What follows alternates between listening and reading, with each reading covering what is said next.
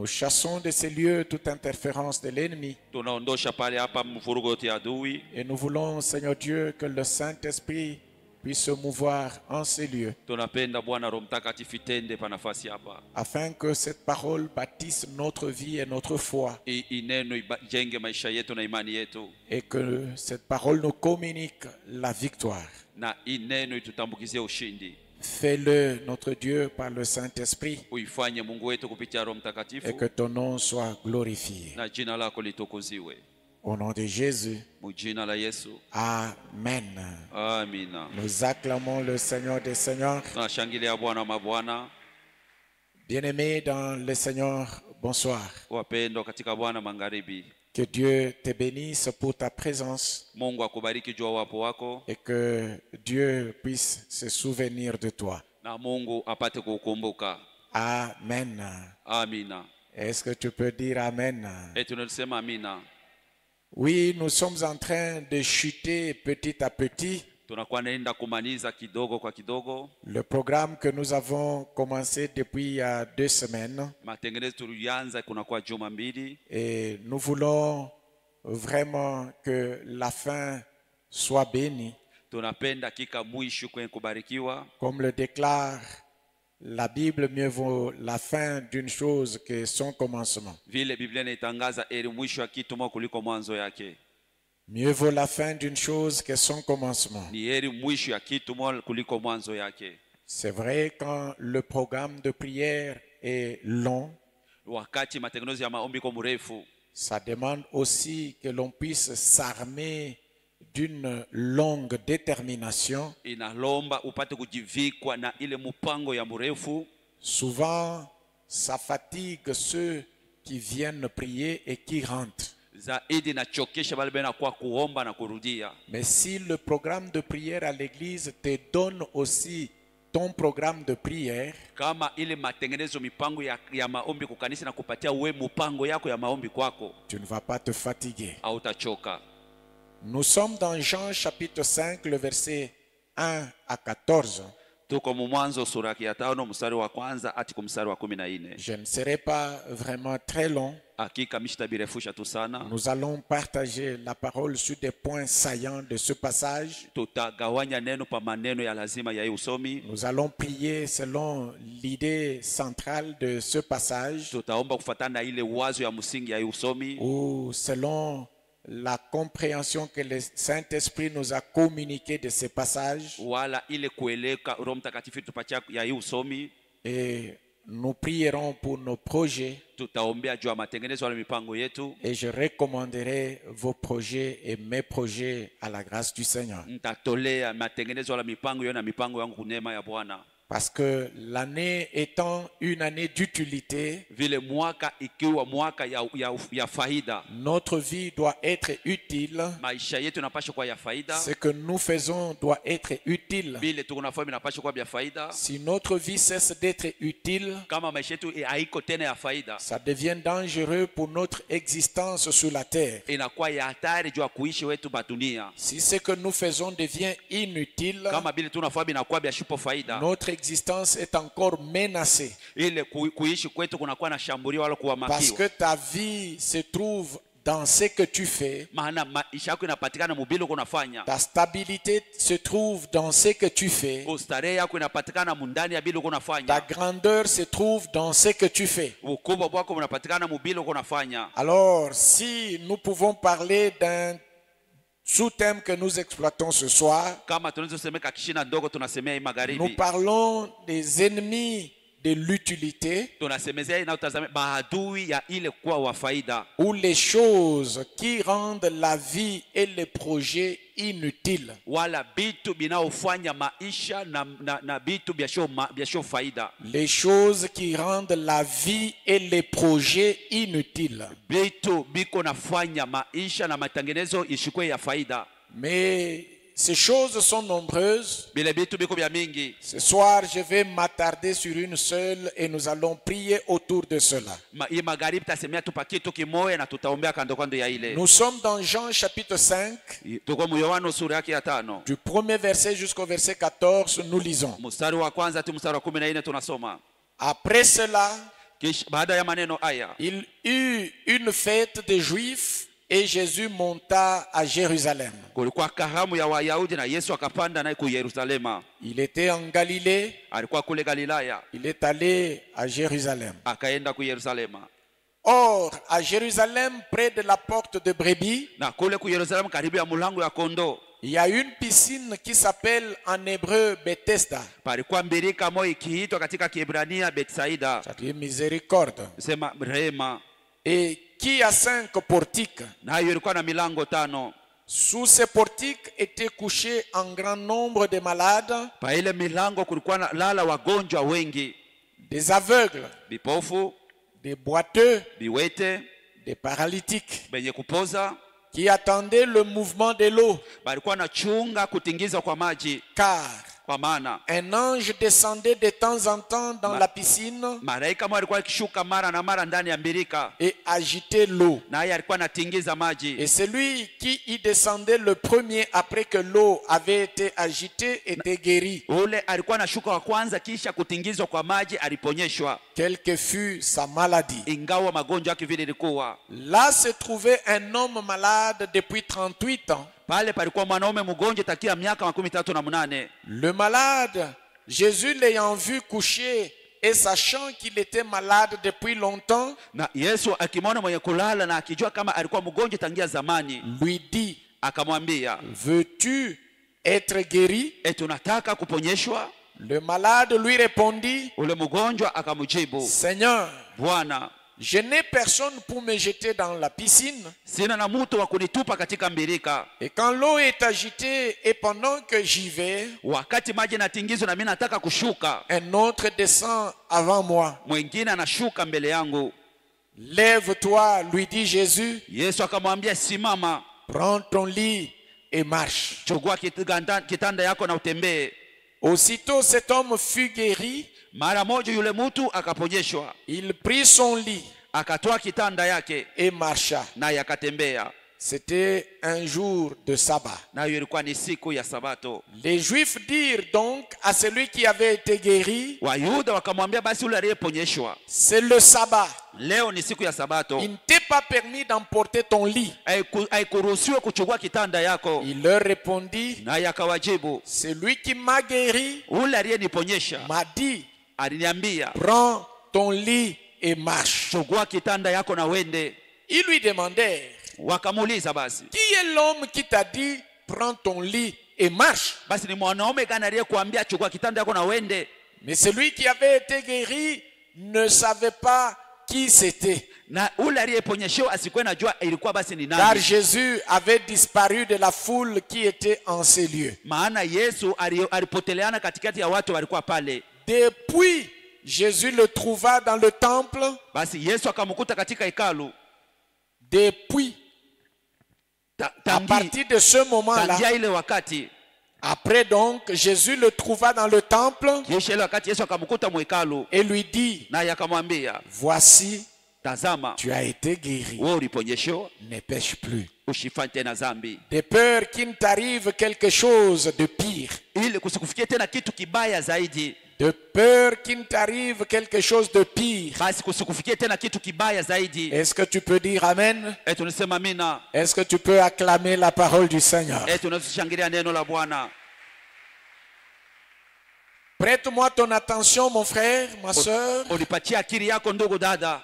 Et comme je venais de le dire, Vile mnatokea kuisema, mon intervention sera très brève ile mahubiri yangu itakuwa mfupi et ta prière sera longue. na maombi yako itakuwa mrefu, Et nous prierons. na tutaomba. Cette situation, nous la connaissons très bien pour ceux qui sont lecteurs de la Bible. Mambo tunaijua mzuri kubali beko basomaji ya Biblia. C'est un passage sur lequel on a déjà reçu des prédications dans un sens tout comme dans un autre. Ni usomi moja ambao tushakupatikelea hapo mahubiri muingambo wala mungambo wengine. Et aujourd'hui, dans le programme dans lequel nous sommes, pour le programme dans lequel nous sommes, Leo kwa ajili ile matengenezo ndani yao tunatokwamo, nous voulons voir un type d'ennemi tunataka kuona aina moja ya adui qui peut rendre ta vie inutile, anaweza kufanya maisha yako ishikwe ya faida, un type d'ennemi aina moja adui qui peut rendre tes projets inutiles. anaweza kufanya mipango na matengenezo yako yasiyo faida. Il s'agit de la maladie. Inatazamia magonjwa. La maladie peut rendre ta vie inutile. Magonjwa inaweza kufanya maisha yako ishikwe ya faida. La maladie peut rendre tes projets inutiles. Magonjwa inaweza kufanya matengenezo ya mipango yako yasiyo faida. C'est pourquoi Ndio maana lorsque tu sens que ton corps est malade, wakati unasikia mwili yako iko mgonjwa, ne te donne pas le sommeil. usijipatie bushingizi, Lutte, kombana, cherche tafuta la guérison. uponyaji. S'il faut passer par les soins, Kama inabidi upitia kwa matunzo, passe par les soins jusqu'à aboutir à la guérison. uende kwa matunzo hata utafikia kwa uponyaji. Puisque la maladie peut rendre ta vie inutile, Maana magonjwa inaweza kufanya maisha yako ishikwe ya faida. la maladie peut rendre tes projets inutiles. Magonjwa inaweza kufanya mipango wala matengenezo yako ishikwe ya faida. Cet homme vivait normalement Huyu mwanaume alikuwa anaishi mzuri jusqu'à ce que petit à petit il a senti que son corps n'allait pas bien. kidogo kwa kidogo kasikia sema mwili yake ikukwe tena sawa. Petit à petit il a vu que c'était des faiblesses Kwa wakati mmoja kaanza kuona tena kwa mabudhaifu, jusqu'à ce que la maladie fut confirmée. paka pala magonjwa ikahakikishiwa. Et quand la maladie fut confirmée, Wakati ile magonjwa ilihakikishiwa, ce fut 1 mois, ilifaa mwezi 2 mmoja, mois, miezi mbili, 1 année, mwaka moja, 2 ans, miaka mbili, 3 ans, miaka tatu, 5 ans, miaka tano, 6 ans, miaka sita, 7 ans, miaka saba, 10 ans, miaka kumi, 13 ans, 14 ans, miaka 14, 20 ans, miaka 12, jusqu'à 38 ans. kufikia kwa miaka 38. La Bible ne nous dit pas Biblia ituambie c'est à quel moment de sa maladie ni wakati kani ya magonjwa yake qu'il a été amené à la piscine de Bethesda. amba alipelekewa kuile mbirika Betsaida. La Bible nous fait savoir seulement qu'il était malade depuis 38 ans. Biblia inatujulisha tu alikuwa mgonjwa tangia miaka 38. Lui-même avec quel âge, la Bible ne prend pas soin de nous dire. Je mwenyewe alikuwa na miaka ngapi? Biblia ituambie hiyo.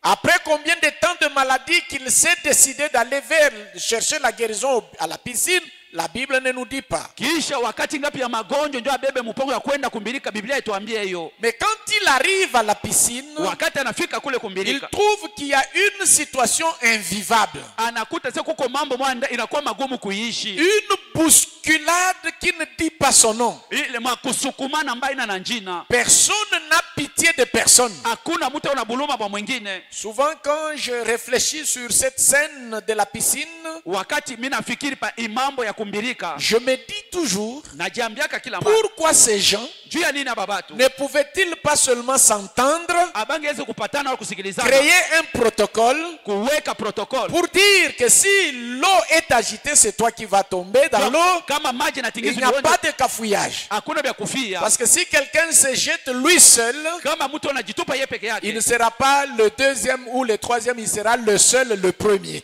hata kwa wa pili wala watatu, lakini atakuwa yeye peke Il yake. guérit, il part. Anapona na anaenda. L'eau est agitée, l'autre s'y jette, Mai inatingizwa, mwingine anajitupa jusqu'à ce que le fil va terminer. mpaka pale ile msululu itamanizika. Non, bien-aimé. Hapana wapendwa, Les gens ne pouvaient pas réfléchir de cette manière-là. batu abangeweza kufikiri mwile namna. Puisque pendant que vous y êtes à 5, Wakati muko tout batano, d'un coup on apporte encore 3 malades. kwa ghafla banaleta batatu. Pendant que vous devenez à 8, Wakati unakuwa ba munane, c'est 10 malades qu'on vous ajoute. magonjwa 10 banakuwa kumiongezea. Pendant que vous devenez à 18, Wakati unaenea il y a 10, 5 malades qu'on amène. uko magonjwa batano banaleta. C'est-à-dire le nombre ne faisait que s'accroître. Hesabu ilikuwa paka naenda na kuongezeka. Alors, s'est installée la loi de la survivance du plus apte. Ni kusema pale kukaikala ile sheria kusema ya Il ule n'y a que le plus fort ni ule wa nguvu et le plus rapide wa haraka qui zaidi obtient sa guérison et rentre. ndio atapata uponyaji wake na anarudia. Mais avant d'aller plus loin, Kabla ya kwenda mbali zaidi, j'aimerais vraiment que nous puissions ouvrir grandement nos yeux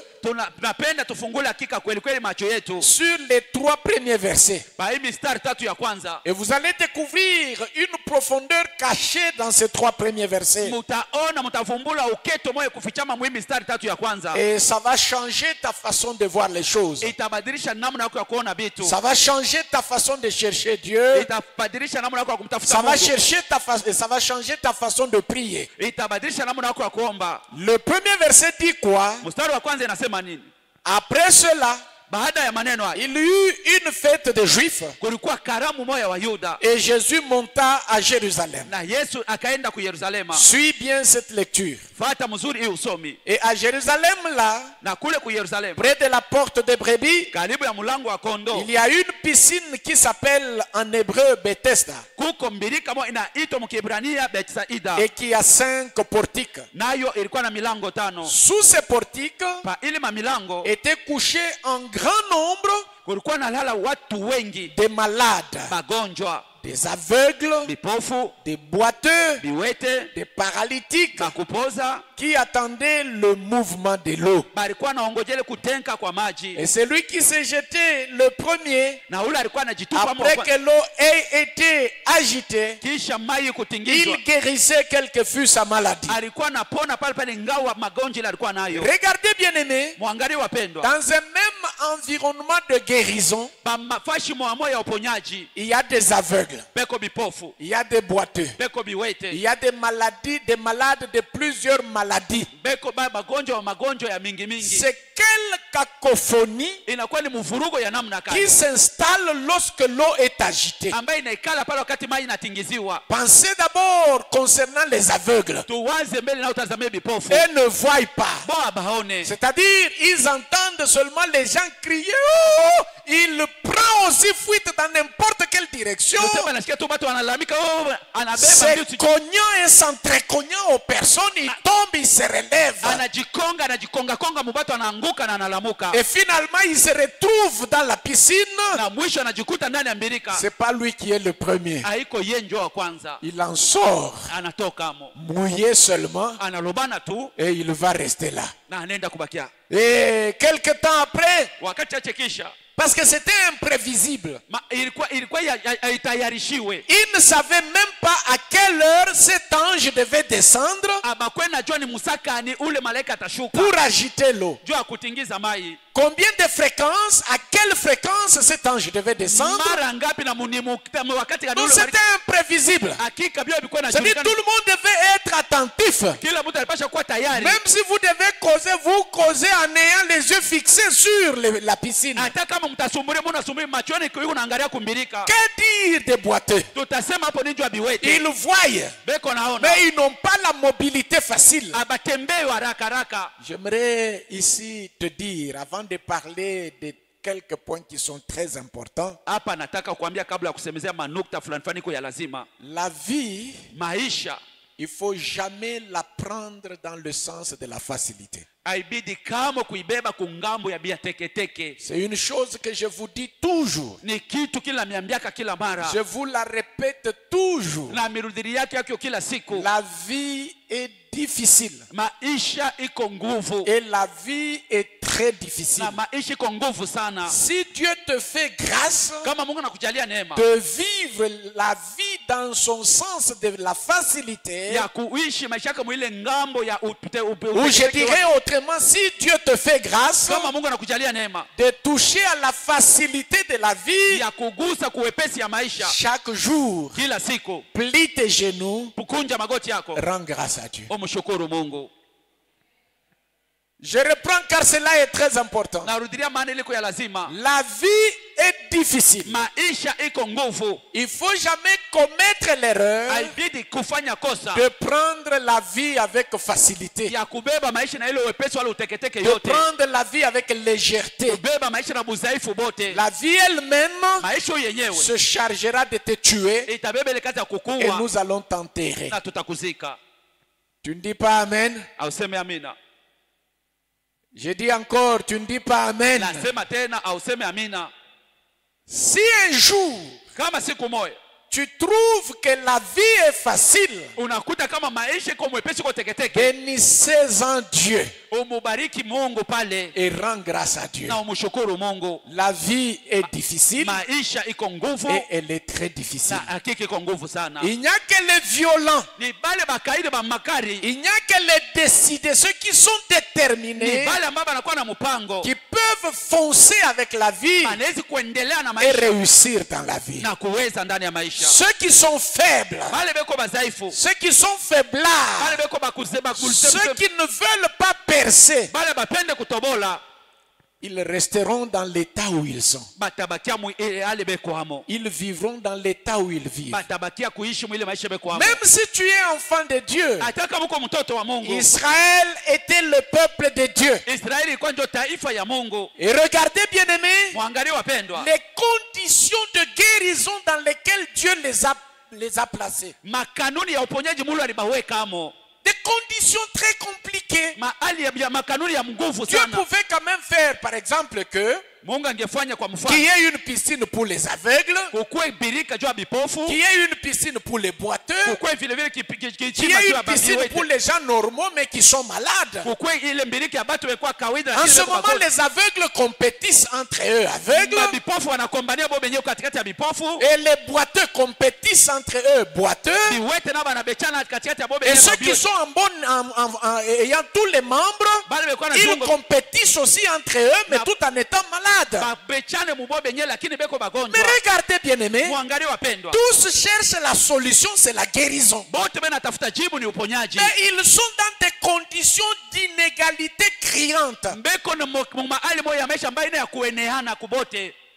Un aveugle Kipofu n'a pas les mêmes conditions que celui qui voit. ana na hali ya maisha sawa ule Mais konaona. Dieu les met dans une même compétition pour la guérison. Mungu anamweka mabechano mamoja ya uponyaji wake. Un boiteux Kiwete n'a pas les mêmes conditions que celui qui marche sur ses deux pieds. ana na hali moja ya maisha na ule unatembea na mikulu Même yake. si celui qui marche sur ses deux pieds est malade, Hata kama ule anatembea na mikulu yake yote mbele kwa il a déjà l'avantage sur le boiteux. ye eko na ile faida juu ya ule kiwete. Mais comment Dieu qui est miséricordieux Je Mungu ule kwa rehema va les mettre tous ces gens aux conditions différentes devant les mêmes conditions à compétir? anaweka bale bote wote kwa na mahali ya chananja ya magonjwa mu ile mahali moja ya boku bechana. Lève ta main Nyangula mkono yako, et dis à haute voix, nasema kwa sauti ya yulu, Dieu m'aime. Mungu ananipenda. Est-ce que tu peux dire à haute voix, Dieu m'aime? Tunasema kwa sauti ya yulu, Mungu ananipenda. Mais malgré l'amour de Dieu, Ingawa mapendo ya nous ne Mungu, commençons pas tous la vie dans les mêmes conditions. chibota tuanzie maisha mu mahali moya moya.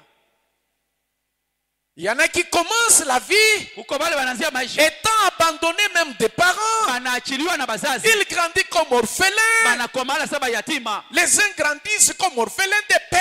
wengine wanakomala saba D'autres yatima grandissent baba, comme orphelins de wengine mère. wanakomala saba D'autres yatima, abandonnés et par le père et par la mère elle-même. wengine wanaachiliwa na baba na mama mwenyewe, Et d'autres na wengine sont couverts d'amour. banafinikiwa na upendo. Il a tous ses deux Bego na parents. bazazi yao bote Il bawili, grandit dans les bonnes conditions. anakomelea mu mahali ya maisha Mais mzuri. bien aimé, Wapendwa, c'est ça la vie. njoo maisha vile iko.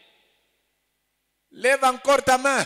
Nyangula tena mkono yako, Dis avec moi, sema na mimi, quelles que soient les conditions, ingawa mahali ya maisha, j'entrerai le premier dans la piscine ndaingia wa kwanza ndani ya mbirika et je serai guéri. na mimi taponyeshwa. Écoute mon frère, ma soeur. Sikia ndugu dada, Tu es boiteux. uko Ne kiwete, regarde pas celui qui a ses deux pieds ushangalie na et mikono avoir la yake main à la joue. na ukwe na mkono Et dire, kulitafu. si j'étais au moins comme lui, Kama ningekuwa saa je yeye, recevrais la guérison. ningepata Bats-toi pour la guérison. kombana juu ya uponyaji wako. Malgré que tu es boiteux, Ingawa uko bats-toi kiwete, pour la guérison. kombana juu ya Tu uponyaji, tomberas le premier dans la piscine utaanguka wa et kwanza tu mbele seras guéri. na utaponyeshewa. Même si tu es aveugle, Hata kama uko ne kipofu, reste pas à longueur de journée usibakie usiku en yote train de crier, uko de nalalamika, te lamenter, Utopola. faire voir à tout le monde Ukiambisha comment watu- tu n'as pas Dieu pour voir namna kana una na macho ya et kuona, les autres ont les yeux pour voir. wengine wana macho ya kuona. Jette-toi. Ujitupe. Il y a un papa, Uko baba moya, je lui fais toujours des remarques quand je le croise. kila mara namwamakia kati mimi nakutana naye, Il a l'habitude de marcher sa main au cou. eko na siweza Un kutembea homme mwanaume mkono kushingo. Parfois même la tête penchée d'un côté. Saa zingine hata kichwa yenyewe ashakipeleka ngambo moja. Souvent je les trouve comme ça sur la route. Kila mami namkutaka vile Et mwanaume. j'arrête mon véhicule. Mimi nashimamisha gari. Je lui pose la question. Namuuliza maulizo. Jusqu'à quand Fika paka wakati gani? marcheras-tu la main à la joue? Utaendelea kutembea mkono kushingo. Tu peux faire tout un mois la main à la joue. Unaweza kufanya mwezi mzima mkono Ça ne kuchafu. va rien changer. Haitabadilisha kitu hata kimoja. Ça ne va rien amener d'autre dans ta vie. Haitaleta kitu kingine maisha yako. C'est pourquoi il faut se battre. Ndio maana inabidi ukombana. Pour tomber le premier dans la piscine. Ndio kuanguka wa kwanza mumbirika. Et en sortir avec sa guérison. Na kutoka na uponyaji. Alors regardez bien aimé.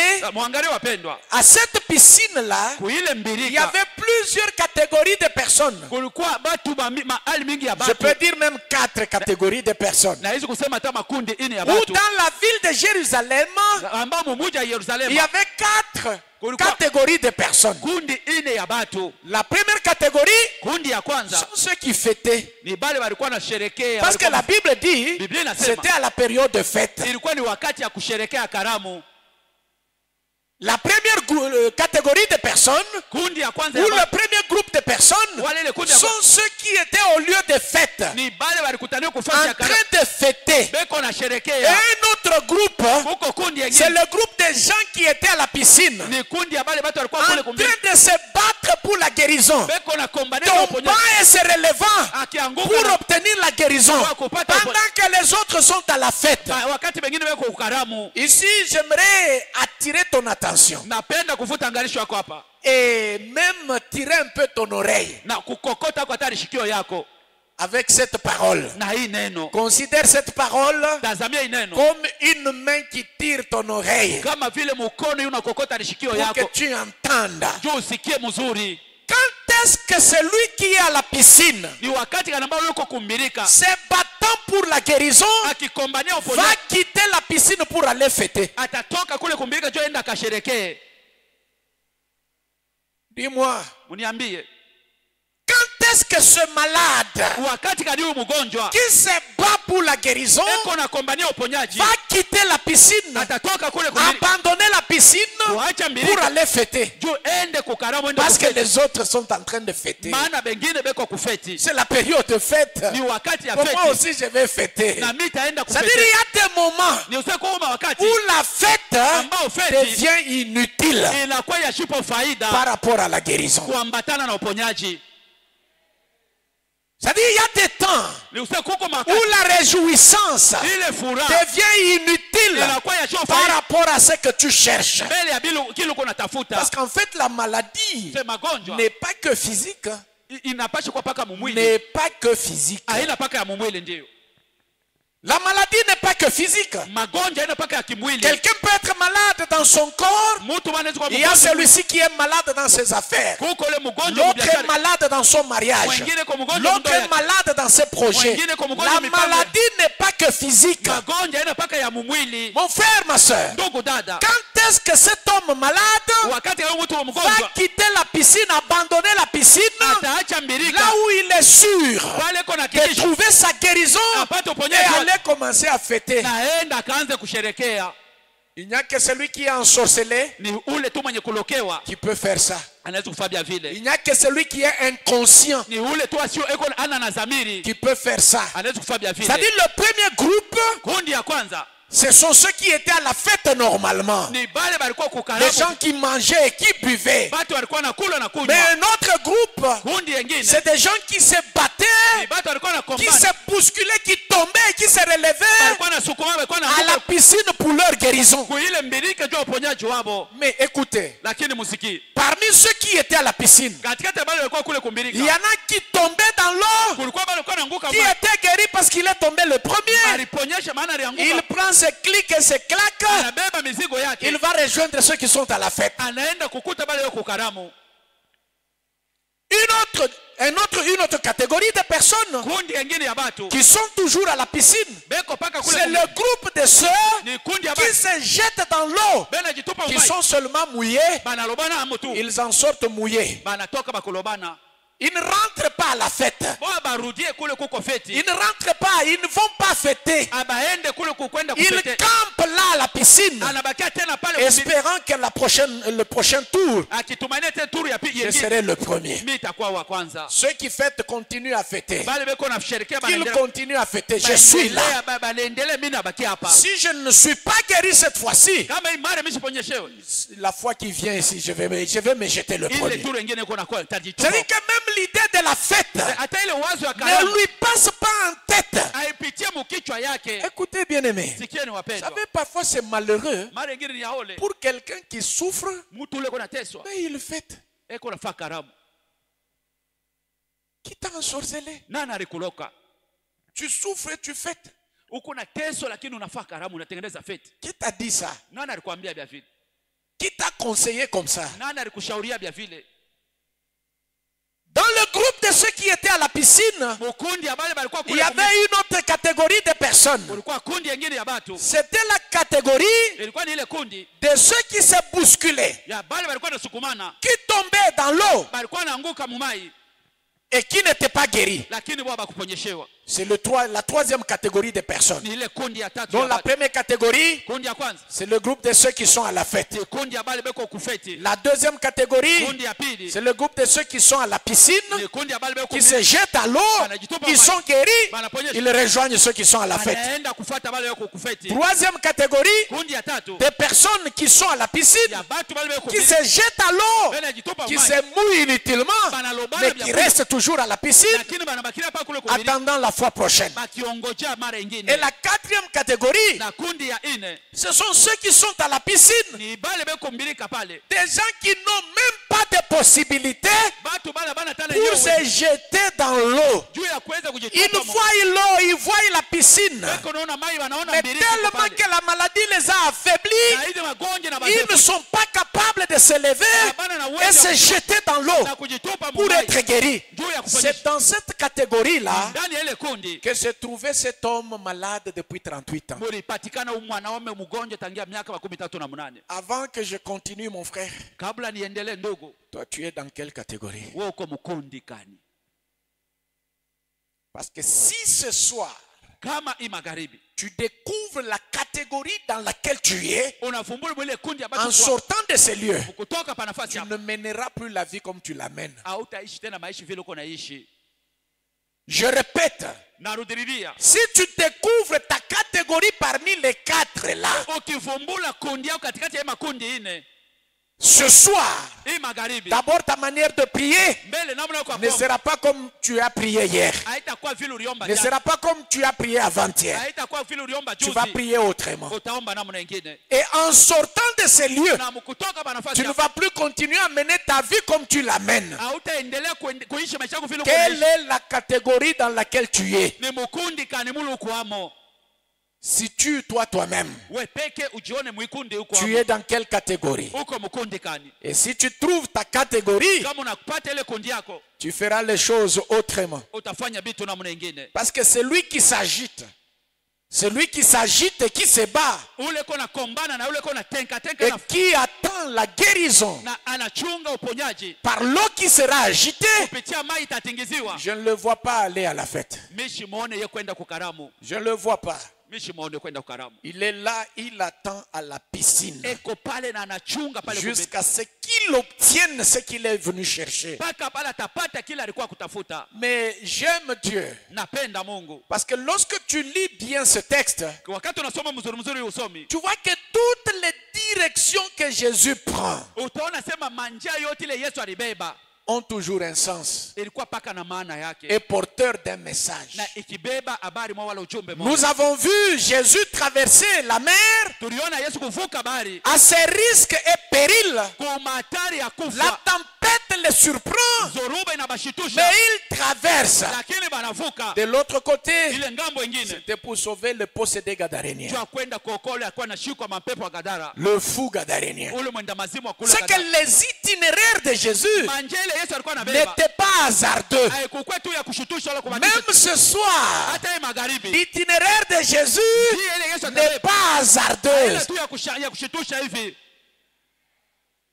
Il y a un itinéraire que Jésus prend. kuko njia ile Il Yesu y a une atabeba. direction que Jésus prend. Kuko njia moja ile Yesu atabeba. Tu seras le bienheureux Utakuwa mwenye heri ou la bienheureuse wala mwenye heri mama, si c'est dans cette direction où tu te trouves. kama ndio kuile njia huko unapatikania. L'eau va s'agiter Mai itatingizwa, et tu sortiras de ces lieux guéris. utatoka pa nafasi hapo mwenye kupona. Alors je disais que les déplacements de Jésus Kwa hiyo ile masafari ya sont Yesu toujours porteurs d'un message. iko pa nabeba ujumbe. Car il ne se déplaçait pas inutilement. Maana yeye asikuwa anatoka kutembea vya bure vya sio faida. Il arrive à Jérusalem. Anafika ku Yerusalema. Il arrive à Jérusalem. Anafika ku Yerusalema. On ne signale pas sa présence Abaoneshe kufika kwake là où les gens fêtaient. kule batu abalikuwa anasherekea. Ce n'est pas que Jésus est contre la fête, non. Hainasema Yesu ashipendake mtu kusherekea, hapana. La fête est biblique. Ile karamu ni ya Biblia. Mais la Bible ne nous fait pas voir Biblia ituoneshe Jésus prendre la direction vers là où il y a la fête. Yesu akibeba njia akielekea kule kulikuwa karamu. Mais Jésus se rend à la piscine. Lakini Yesu anaenda kule kumbirika. C'est là qu'il s'est rendu. Ni kule yeye alienda. Et pendant que les gens sont éparpillés dans les conversations, Wakati watu wako kuzambalana mu mazungumzo. je ne sais pas, dans la distraction, Sijue benye ou kulenia. les yeux braqués sur l'eau pour voir quand est-ce que l'eau va être agitée. Wala macho yenye kukazia kwa macho kuona mai wakati nitatingizwa. Le malade là de 38 ans Ule mgonjwa wa miaka 38 était resté seul. alibakia peke yake. C'est là que Jésus lui pose une question claire et nette. Ni pale Yesu anamuuliza ulizo nyekuwa wazi. Veux-tu être guéri? Eti unataka kuponyeshwa? Bien-aimé, Mpendwa, cette question paraît banale et bizarre. ile ulizo unaonekana kuwa ya ovyo na yasho maana. Parce que la Bible dit, Biblia inasema Jésus l'ayant trouvé Yesu wakati alimkuta et sachant qu'il avait déjà fait longtemps dans sa maladie, anakijua ya kama kasha kukawia sana mwili magonjwa yake, il lui pose la question, anamuuliza ulizo, veux-tu être guéri? eti unataka kuponyeshewa? J'aimerais ici te dire une chose que tu dois retenir. Nataka kuambia kitu hapa kile unapaswa kukamata. La foi sans volonté Imani pasio nia wala kutaka ne te mènera nulle part. haitakupeleka kafasha hata moja. Je reprends. Narudilia. Car il y a des gens qui ont la foi, Kuko batu beko na imani mais sans volonté. lakini pasio nia wala kutaka. Veux-tu être guéri? Eti unataka kuponyeshewa? Qu'est-ce que tu veux? C'est pourquoi Jésus plusieurs fois il a posé la question, que veux-tu que je te fasse? Kwa maana Yesu mara mingi aliuliza unataka nikufanishie nini? À Bartimée, Jésus a posé cette question. Kwa Bartimayo Yesu aliuliza ulizo. Jésus, fils de Dieu. Yesu mwana wa aliye juu mbingu. Jésus, Yesu fils de qui? mwana wa nani? Hein? Fils de qui? Aie pitié de moi. Unirehemu. Jésus, Yesu fils de Dieu, mwana wa fils de David, mwana wa Daudi. aie pitié de moi. Unishikilie buluma. C'est la foi. Ni imani. Quand on le prend, Wakati wanamubeba on l'amène devant Jésus. banamupeleka mbele ya Yesu. Jésus lui pose la question, Yesu anamuuliza ulizo. que veux-tu Unataka que je te fasse? nikufanizie nini? Que veux-tu que je te fasse? Unataka nikufanizie nini? Bartimée savait Bartimayo alikuwa anajua que c'était l'aveuglement ilikuwa ni upofu qui avait rendu sa vie inutile. iliyofanya maisha yake shukwe ya faida. C'est la Ni maladie magonjwa qui a rendu sa vie ilifanya maisha inutile. yake yasio faida. Il dit, Anasema je veux voir, mimi nataka nione, je veux voir. mimi nataka nione. Il pouvait demander l'argent. Angezi kulomba franka. Un prédicateur Mhubiri moja est arrivé dans une croisade. alifika mkruzade moja, Il a prié. aliomba. Plusieurs des gens qui étaient dans des chaises roulantes se sont mis à marcher normalement. Batu balikuwa tumutuma kinga tole balisimama bakaanza kutembea mzuri. Ils ont marché normalement. Balitembea mzuri mzuri. Mais un est resté dans sa chaise roulante. Moya alibakia mkankinga kake. Il demande qu'on le prenne. Il a Analomba. d'abord prié pour lui, il a continué à prier pour lui seul. Aliendea mbe kumwombea yeye peke. Il n'a pas guéri. Asikupona.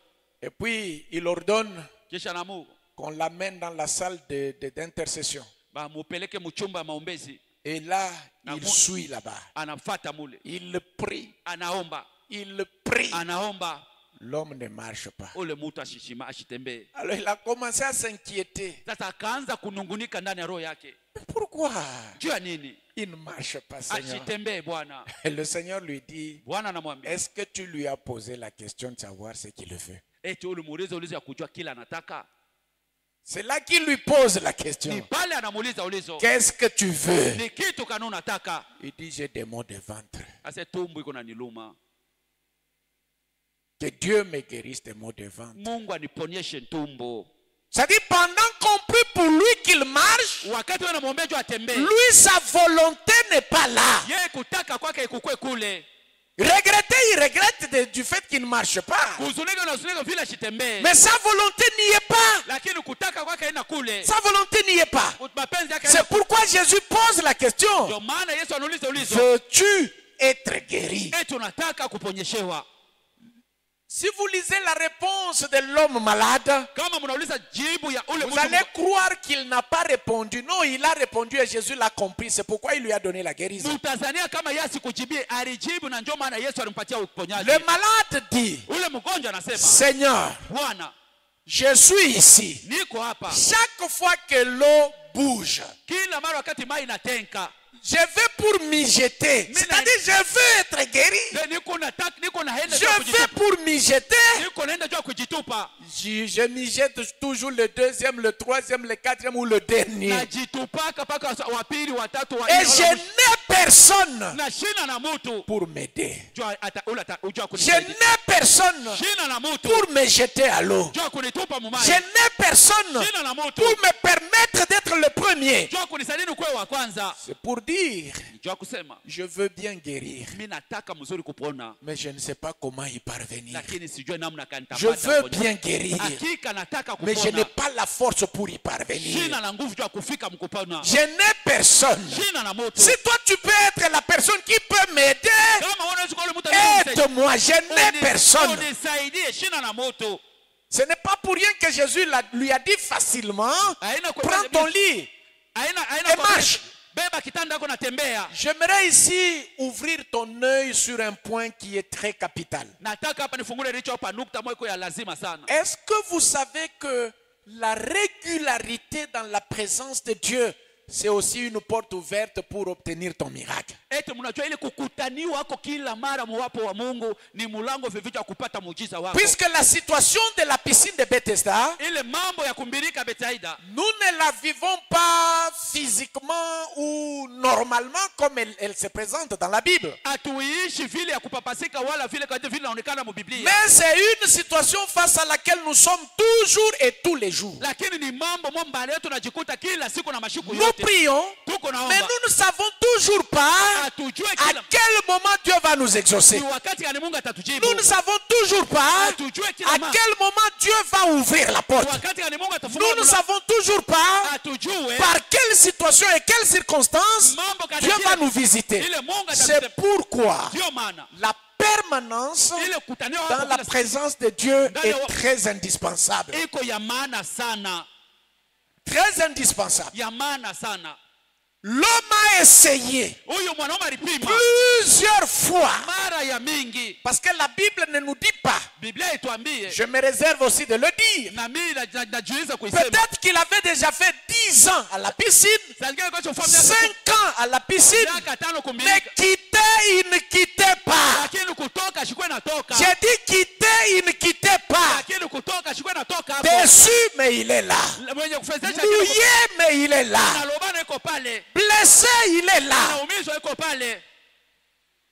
Parce que s'il avait renoncé Kama angebiacha à sa volonté de guérir, kuile mapenzi yake ya kuponyeshewa, un jour il aurait seulement envoyé le message à ses frères qu'il avait déjà abandonnés. siku mangetumaka tu habari kwa ndugu yake baba kasha kumwachaka. Venez me chercher Kuyeni kunitafuta et retournez-moi à la na maison. mnirudishe lwangu kunyumba. Ses frères n'allaient pas refuser. Bale bandugu yake bange Ses katala. frères seraient venus le chercher Bandugu yake bangeza et le retourner à la na maison. kumrudisha kunyumba. Mais la Bible nous dit, Biblia inatuambia malgré plusieurs tentatives ingawa kupima kwake de rechercher la guérison, ya yeye kutafuta tena il n'a pas quitté la piscine. kutoke kule kumbirika. Il n'a pas quitté la piscine. Kutoke kule kumbirika. Prenez l'homme malade à la porte du temple. mubebe ule mtu mgonjwa mbele ya mulango Le ya hekalu. paralytique devant la porte du temple. Ule kiwete mbele ya mulango ya hekalu. Chaque jour on le prenait. Kila siku walikuwa On wanamubeba. l'amène à la porte du temple. Banamupeleka Chaque mulango. jour on le prenait. Kila siku walikuwa On wanamubeba. l'amenait à la porte du temple. Banamupeleka mulango. Jusqu'à ce qu'un jour, Kufikia siku moja Pierre Petro et Jean na Yohana l'ont trouvé là-bas. balimukuta pale.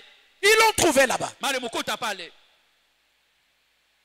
Et il a eu sa guérison Na alipata à uponyaji cause de sa permanence kwa ajili ya ile kukutaniwa kwake à kila la wakati porte du temple. na ile mulango ya hekalu. Je répète encore. Narudilia Il tena. a eu sa guérison Alipata uponyaji grâce à sa permanence kwa ajili ya ile kukutaniwa à la kwake porte du temple. kwa mulango ya Cet hekalu. homme de la piscine, Huyu mtu wa il kumbili a eu sa guérison alipata uponyaji grâce à sa permanence kupitia tu ile à kukutaniwa la kwake. piscine. Kubakia pale kumbili. J'aimerais te dire une chose, Nataka kuambia kitu moja. que Jésus Yesu est notre piscine. yeye ndio mbilika yetu. Jésus Yesu est notre piscine de guérison. ndio mbilika yetu. Sois permanent en Jésus. Ukwe saa yote ndani ya Yesu. Que tu reçoives la suite aujourd'hui. Upokee na Que tu ne la reçoives pas. usipokee. Que tu reçoives l'exaucement aujourd'hui. Upokee majibu Que leo. tu ne la reçoives pas. Wala uipokee. Sois permanent en Jésus. Uwe kila saa yote ndani ya Yesu. Un jour, Siku moja tu partiras de là en sautant. utatoka pale ukiruka. La deuxième chose, Kitu cha pili, l'église, kanisa, le temple hekalu est le lieu de solution. ndio fasi ya majibu. Je dis l'église, Nasema le kanisa, temple hekalu est le lieu de guérison. ndio fasi ya uponyaji. Mon frère, ma soeur, Ndugu dada, vous savez, il y a toujours des temps. mnajua kuko paka mawakati Lorsque quelqu'un, comme dans un programme comme celui-ci, matengenezo mo kama saa hii, quelqu'un peut venir la première semaine, il est régulier. mtu anaweza kwa juma ya kwanza iko saa yote kwako. La deuxième semaine, il dit, ah, que je me repose un peu. Juma ya pili saa nipumzike. Il vient en dents de scie. Anakuya leo kesho sitakuwa. Or, vous allez voir Japo mtaona que chaque jour kila siku a sa grâce. iko na neema yake. Je dis bien chaque jour Nasema kila siku a sa grâce. iko na neema Je yake. répète encore, chaque jour Narudia tena kila a siku sa grâce. iko na neema Et yake. j'aimerais vous révéler une chose que vous devez retenir. Napenda umefunua kitu mmoja mnapaswa kukamata. Être dans le culte Kuwa muibada et dans le temple, na ndani ya hekalu c'est différent inakuwa tofauti de suivre le culte à la maison. kufuatia ibada kunyumba. Parce que l'onction qui agit pendant le culte Upako na tendo wakati ya ibada est différent de l'onction qui agit quand tu suis le message chez toi à la maison sur YouTube. inakuwa tofauti na ile upako iko natenda kwa wakati unafanya ile ujumbe pa YouTube. C'est une chose que tu dois retenir Ni kitu unapaswa kukamata et mettre en pratique dans ta vie. uweka mtendo maisha Ta yako. présence en ces lieux Uwapo wako pa nafasi est plus qu'indispensable. iko zaidi ya maana sana. J'ai dit ta présence en ces lieux Sema uwapo wako pa est nafasi plus qu'indispensable. iko zaidi hakika ya maana Je sana. répète jusqu'à ce que tu vas le comprendre. Narudia paka pale Ta utaisikia. présence en ces lieux Mkutanio est kwa plus iko qu'indispensable. zaidi ya maana sana. Ça c'est vrai, bien-aimé. Ni ya kweli wapendwa. Jésus dit à cet homme, Yesu anamwambia umutu, prends ton lit, beba kitanda yako, lève-toi, simama, prends ton lit chukua kitanda yako et marche. na tembea. La Bible déclare, Biblia inasema l'homme s'est mis debout, huyu mtu akasimama, il prit son lit akabeba kitanda yake et il marcha. naye akatembea. Je me suis toujours posé la question, Mimi jiuliza paka ulizo, si ce jour-là, kama ile siku cet homme n'était pas à la piscine, huyu mwanaume angekuwa kumbirika kule, il serait resté malade, angebakiaka mgonjwa, pensant que Dieu ne l'avait jamais visité. akizania kama Mungu kama yamtembeleaka ya Or, Jésus était même déjà passé à la piscine, japo Yesu akwacha kupita hata kumbirika là où il aurait trouvé kule, alibasha kumkutaka et le guérir. na kumponyesha, Et lui n'était pas là. lakini yeye sikukuwa keko. Je dis encore, Nasema tena, ta présence physique uwapo wako wa mwili est plus qu'indispensable. iko zaidi ya maana sana. Je répète encore, Narudia ta tena, présence physique uwapo wako wa est mwili plus iko qu'indispensable. zaidi ya maana C'est sana. pourquoi, bien-aimé, Ndio maana wapendwa, lorsqu'il y a culte, wakati kuko ibada Tu peux être fatigué. unaweza kuwa unachoka, Tu peux être que tu as travaillé toute la nuit unaweza kuwa ulitumika usiku mzima, et le matin, la journée, tu es fatigué. asubuhi unasema unachoka. Ça peut faire que tu aies eu une journée plus chargée la veille. Unaweza kuwa ulikuwa na mchana mmoja ulikuwa na makazi ya mingi La veille. ya kutangulia ile siku, Et tu n'es pas fort. na hauna na nguvu, Et c'est facilement na ni kwa wepesi que les gens disent, watu wanasema non, je suis fatigué. mimi nachoka, J'irai même demain. ndaenda hata kesho. Je me souviens, moi, Mimi nakumbuka, c'est un témoignage que j'ai déjà rendu. ni ushuhuda nimeshakuletaka. Je souffrais de maux de tête. Nilikuwa na gonjwa kichwa, Et ce maux de tête-là na ile kichwa kuluma me faisait souffrir. ilikuwa inanihangaisha sana. Même à l'école, Hata kwa masomo, pendant les examens, wakati ya je examen, ne pouvais pas lire au-delà de 2 heures. singewezi kusoma manoti zaidi ya saa 2. Je lis seulement 1 heure, 1h30. Nasoma saa Au moja, maximum 2 heures. kwa mingi ni Au-delà saa de 2. 2 heures, c'est une lecture simple, pas pour bloquer quelque chose. Zaidi ya saa 2 inakuwa ni kubisoma tu bila bina shita bamba. Et je me souviens lorsque j'étais à l'école primaire, Nakumbuka wakati kwa masomo ya je chini, pouvais aller à l'école ingeweza enda kwa et masomo les maux de tête commencent là. na kichwa kuluma. Ce sont mes amis qui vont me prendre, Ni marafiki yangu l'un à gauche, l'un à droite. mmoja kushoto Ils mmoja vont me ramener à la maison, wanarudisha kunyumba. parfois m'asseyant en route, Saa zingine ni unaikala hata mbalabala, vomissant parfois. mara nyingine kitapika. Alors tellement que ma mère était dérangée par cela, Zaidi mamangu aliangashwa na ile mambo. une de ses amis va lui dire, Mmoja barafiki yake anamwambia, il dit, ces maux de tête que ton fils a, hii kichwa kuluma ya mtoto wako iko nayo, il faut chercher un arbre sur lequel est tombée une foudre. inabidi kutafuta ile mti pale paliangukia radi, Et tu m'amènes, je vais le guérir. uniletee hiyo ndamuponyesha. Alors pendant que ma mère cherchait l'arbre sur lequel la foudre était tombée, Wakati mamangu alikuwa anatafuta kwa ile mti ambao kuliangukia radi, moi j'étais allé étudier loin de là où était ma famille. mimi nilienda kufunda mbali na kule bazazi jamaa yangu ilikuwa, Et ma mère est restée mourir. na mamangu alibakia kufa. Et c'est comme ça que j'avais échappé Na ni vile mimi niliponyokaka à la pratique qu'on voulait faire sur moi. kwa ile bitu alipenda kufanya juu yangu. Mais j'ai fini les humanités Nilimaliza jusqu'à aller à l'université na kwenda kwa university, ayant toujours ces maux de tête. nikiendelea pana ile kichwa Quand kuluma. ça commence là. Wakati inaanza Ça fait très mal. inauma sana, Très mal. inauma sana. Tu sens comme si on pénétrait le couteau dans la tête et on est en train de tourner. Unasikia kama anaingiza kisu mkichwa na bena kizungulusha, Les larmes en train de couler. machozi iko navuya. Un jour, Siku moja j'avais ces maux de tête là. nilikuwa na ile kichwa kuluma, Et c'était un mercredi. ilikuwa ni siku ya tatu, Il y avait culte. kulikuwa ibada. Je suis allé au culte Nilienda kuibada avec des comprimés dans la poche na makomprime mu mfuko pour ne pas espacer ma cure. ndio nishipitishe saa kunywa Le dawa. culte est passé normalement. Ibada ilipitika. Ce jour-là, celui qui prêchait ne sautait pas. Ile siku ile alikuwa anahubiri ashikwe na C'est luka. aussi pour te dire, toi, Njoo kuambia wewe, pour que tu sois éveillé quand un message passe, il faut toujours qu'on te bouscule, qu'il faut toujours qu'on parle, qu'on crie. wakati ujumbe uko unapita inabidi balalamike, Les prédicateurs ne sont pas les mêmes. mahubiri habana boba Les moja. prédicateurs ont chacun son tempérament. Kila mhubiri iko na Il y en hali a qui yake. prêchent calmement.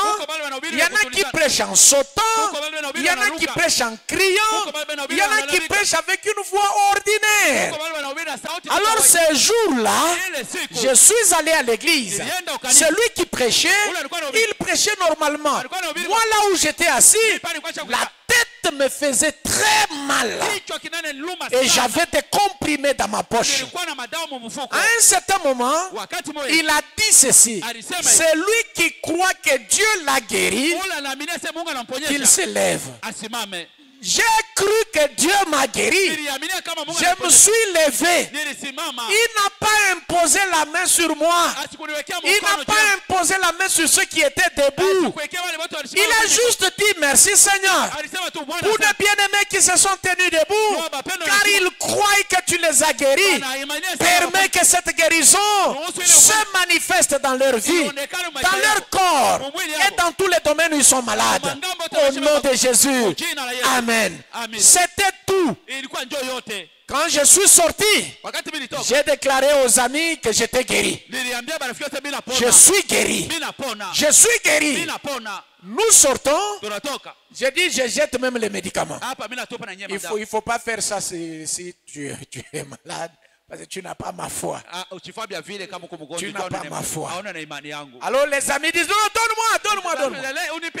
Ils ont pris. Alors quand je suis arrivé à la maison, il y avait une demi-cure qui était restée. La nuit, j'ai eu des maux de tête, on dirait démoniaques. Les larmes coulaient. Et j'entends une voix qui me dit, ne fais pas le malin. Prends les comprimés. Prends les comprimés. J'ai dit, je suis guéri. Je suis guéri. Je suis guéri. Je suis guéri. Et je ne sais pas quand est-ce que je m'étais endormi. Et le matin, quand je me suis réveillé, totalement et complètement guéri jusqu'aujourd'hui. Jusqu'aujourd'hui. La régularité. J'ai dit la régularité dans la présence de Dieu est une porte. Est une porte. Bien-aimé, je ne sais pas quel type de maladie rend ta vie inutile. Je ne sais pas c'est quel type de maladie qui rend ta vie inutile. Parce que cet homme, quand la maladie a commencé, il ne pouvait pas savoir qu'il resterait 38 ans malade. Cet homme, quand la maladie a commencé, il ne pensait pas qu'un jour, il se retrouverait permanemment couché à la piscine de Bethesda. C'est pourquoi j'aimerais t'inviter à avoir la clairvoyance. Avoir la clairvoyance. Quand une situation commence, si petite soit-elle, tiens-toi debout. Combat-la énergiquement. Détruis-la de toutes tes forces. Parce que les petites situations qui commencent finiront par te faire asseoir dans l'inutilité de ta vie. Une situation peut commencer petite, mais en fin de compte, tu te rends compte qu'elle a rendu inutile ta vie. Un petit blocage peut commencer et tu négliges. Et plus tard, le blocage rend inutile tes projets. Le blocage rend inutile ton avenir. Le blocage rend inutile ton mariage. Parce qu'au début, je vous ai dit, les maladies sont de divers ordres. Il y en a qui sont malades dans le corps. Il y en a qui sont malades dans le mariage. Il y en a qui sont malades dans leur travail. Il y en a qui sont malades dans leurs projets. Il y en a qui sont malades dans leurs projets et dans leurs affaires.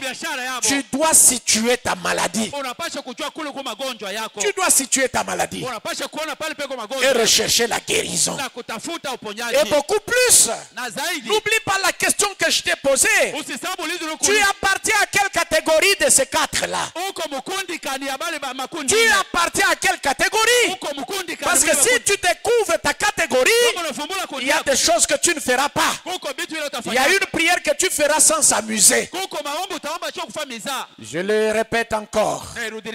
À Jérusalem, il y en a ceux qui fêtaient, il y en avait qui fêtaient. Parce que c'était le jour des fêtes.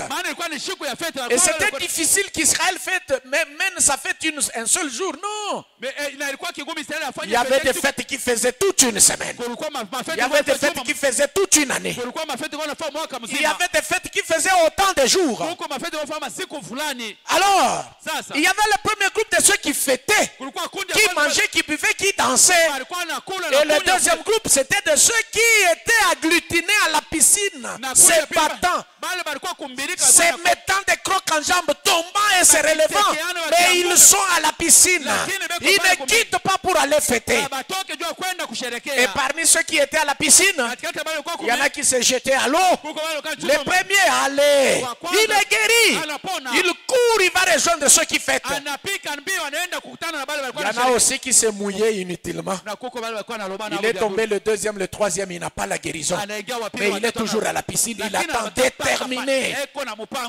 Et il y a d'autres aussi, comme le groupe de cet homme qu'on a lu. Il n'a personne pour le jeter à l'eau. ndio kumtupa mumai. Mais il est toujours à la piscine. Lakini yeye anabakia paka Parce kule. qu'il a la foi Maana iko na imani. et la volonté Na nia de kutaka guérir. ya kupona. Je venais de te dire, Natokea kuambia. la foi sans volonté, Imani pasho ile kutaka la mapenzi.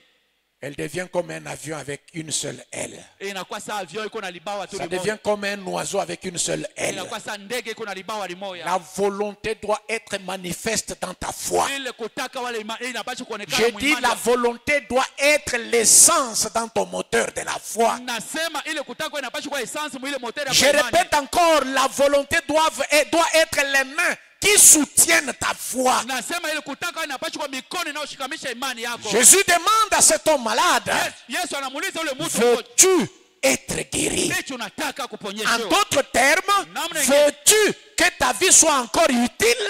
Eti unataka maisha yako ikuwe tena Parce que ya maana dans cet état de maladie, mwili hali ya magonjwa. quel projet allait-il encore faire? Mipango kanangefanya tena. Quel projet allait-il encore entreprendre? Ni mipango kanangeanzisha. Quel voyage allait-il encore effectuer? Safari kanangezi usafiri. Quelles affaires allait-il encore faire? Biashara kanangezi Quel kufanya. travail allait-il encore accomplir? Kanangezi kutenda. Rien du tout. Hakuna kitu. Et rien du tout. Sa vie est inutile. Maisha yake inakuwa yasio faida. Mon frère, ma soeur, Ndugu dada, il est resté là à la piscine par la foi, alibakia kumilika kwa imani, soutenu par sa volonté de guérir. akisaidiwa na ile kutaka Je dis kwake. soutenu par sa volonté de guérir. Nasema akishikamishwa na ile Jusqu'à ce kutaka que Jésus l'a trouvé. mpaka pale Yesu alimkuta. Et ce jour-là, Na ile siku il a pris son lit, alibeba kitanda yake, guéri, anapona, marchant sur ses deux pieds. anatembea na miguu yake, Il est rentré dans la ville. anarudia mumuji, Rejoindre ceux qui fêtaient. anaenda kukuta wale walikuwa J'ai wanasherehekea. dit rejoindre ceux qui fêtaient. Sasa anaenda kujiunga kwa wale Il walikuwa est allé rejoindre ceux qui fêtaient. anaenda kutana wale walikuwa na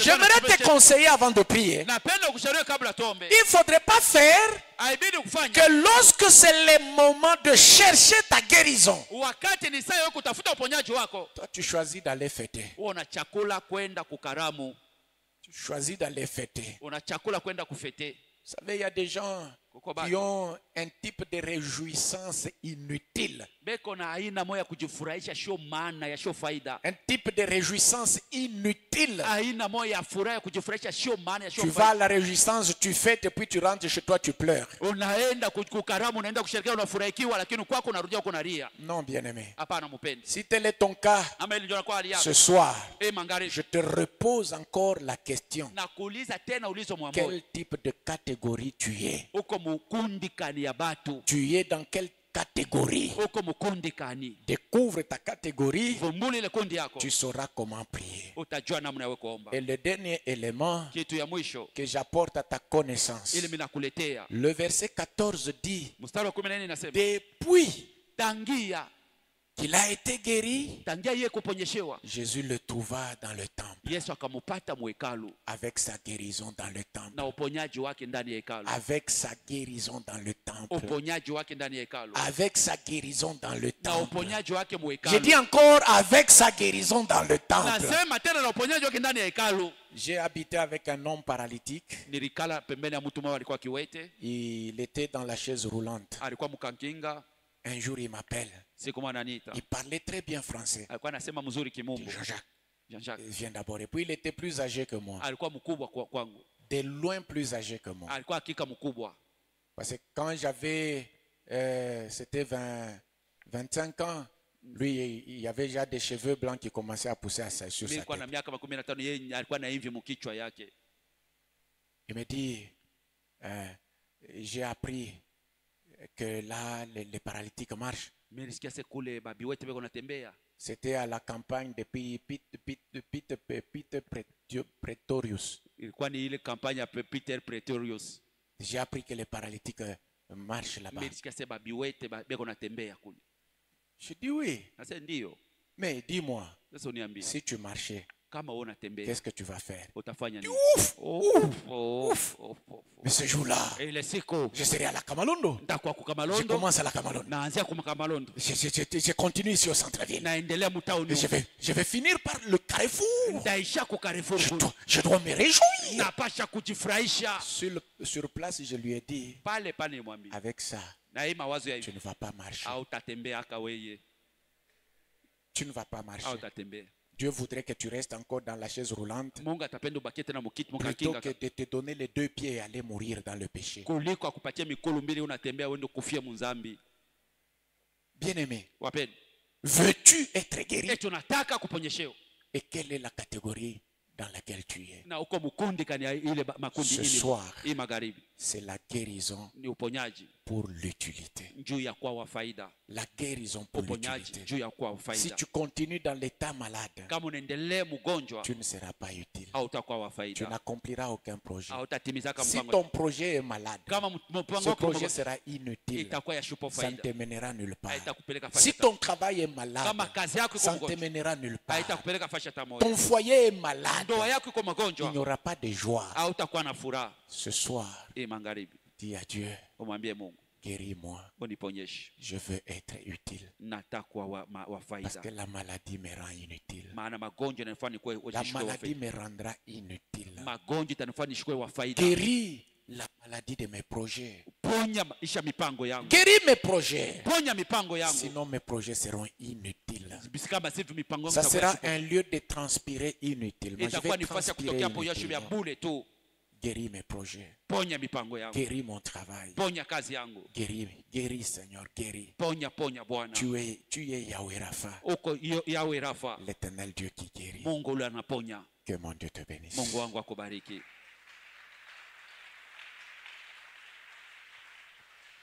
Tu vas te tenir debout là où tu es. Utashimama bwima pale huko. Je vais te laisser le temps de parler à ton Dieu. Nitakuacha wakati ya kusema kwa Mungu wako. Dans quel domaine tu es malade? Ni mungambo kani ya maisha unapatikana Est-ce mgonjwa? dans ton corps? Eti ni mwili yako? Implore la guérison de Dieu. Ulombe uponyaji ya Mungu. Est-ce dans ton mariage? Eti mundoa yako? Implore la guérison de Lomba Dieu. uponyaji wa Mungu. Est-ce dans tes projets? Eti ni matengenezo yako? Implore la guérison de Dieu. Lomba uponyaji wa Mungu. Dans quel domaine tu es malade? Mungambo kani ya maisha uko mgonjwa?